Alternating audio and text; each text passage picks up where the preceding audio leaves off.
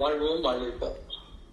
மனிதனுக்கு 2 தன்மைகள் மிக மிக முக்கியம். அது ஞான பயணத்துல மஸ்ட் தான் சொன்னேன். ஒன்று தன்னை அறிதல், 2வது பிறரை அறிவது.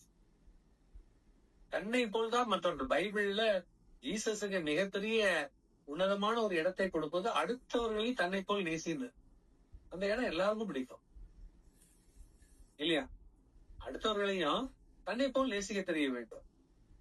நமக்கு ஒரு துன்பம்னா அவங்களுக்கு அது நம்மால் இப்ப விளையாட்டா சொல்லாம எனக்கு ரத்தம் உனக்கு தக்காளி சட்னியம்,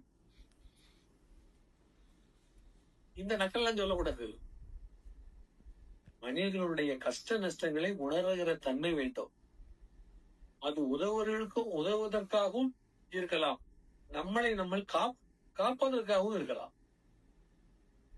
அதான் சொன்னார், நன்றாற்றலும் தவறுண்டு அவரவர் பண்பறிந்து ஆற்றா கடை. அந்த பண்பை அறிந்து நீங்க செய்யலைன்னா அது சிக்கலும். ஒருத்தனுக்கு நான் செய்யறேன்பா, உனக்கு உதவுறேன்னு வாக்குதான் கொடுத்தீங்க, சரின்னு போயிட்டான். உங்கள்ட்ட பணம் இல்ல, நீங்களே இப்ப கடன்ல மாட்டிட்டீங்க, வந்து வாசல்ல நிற்பான். சொன்னீங்களா அன்னைக்கு தாரேன்னு சொல்லு. உன்னை நம்பிதான் நான் இறங்கினேன், உன்னை நம்பிதான் நான் செய்யறேன். அசிங்கமா பேசி சண்டை போட்டு என்னை இழுத்து விட்டேன், என் குடும்பத்தையும் நடுரோட்டு கொண்டு வந்துட்டேன். அவன் வந்து கடன் கேட்டான், சிக்கல் இருக்கேன்னு.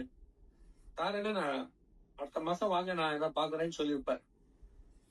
கரெக்டா அதை வச்சுட்டு வந்து கடன்கார மாதிரி இருக்கேன். இவன் அவனை வாங்கவே இல்லை.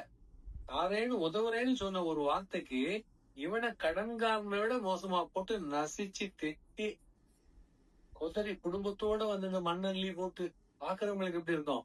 இவன் கடன் வாங்கின மாதிரி. அவன் தான் தாரேன்னு சொன்னான். அதை நம்பி தான் நான் வேற யார்த்தையுமே கேட்கல. நான் ஏன் நீ எங்கேயுமே கிடைக்காம தானே இவன் வந்து கேட்டேன். எவ்வளவு ஏமாற்றுக்காரர்கள். சாதாரணமா எல்லாரையும் நம்பிட முடியாது. அதுக்குதான் ஒவ்வொரு ஆளையும் நம்ம உணரணும்னு சொல்றோம்.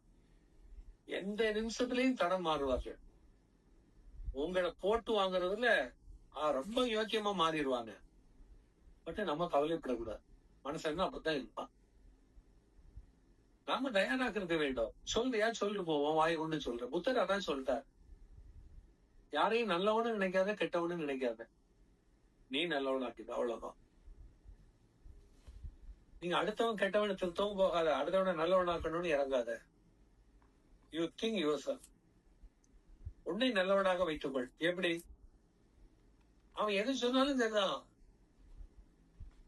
இப்ப பாருங்க, நான் செய்யறேன்னு சொன்ன ஒரு வார்த்தைக்கு இவனை கிளிகளையும் கிழிச்சு அசிங்கப்படுத்தி யோசிப்பார். இவன் கொஞ்சம் இழந்தவனா இருந்தா உடனே என்ன பண்ணுவான்? இருக்கிற பொருளை வித்து அவனுக்கு கொடுப்பான். கொண்டாடி நகை வித்து கொடுத்தவன்லாம் இருக்காங்க. மானத்துக்காக. என்ன மானம்? அவன் கத்துறான்ல, அவன் கத்தத்தான் செய்வான். சும்மா கிடைக்கிறேன் இதுக்கு மேலே கத்துவான். நீ அவனோட உறவு வச்சது, நட்பு வச்சது மிகப்பெரிய தப்பு இல்ல. அப்ப அவனை புரிஞ்சுக்காம நீ வாழ்ந்தது மிகப்பெரிய பாவம். அந்த பாவத்தை தான் அனுபவிக்கிற. அந்த குரலுக்கு நிறைய விளக்கம் சொல்லலாம் இல்லையா? நன்றாற்றலும் தவறுண்டு அவரவர் பண்பறிந்து ஆற்றார்கள்.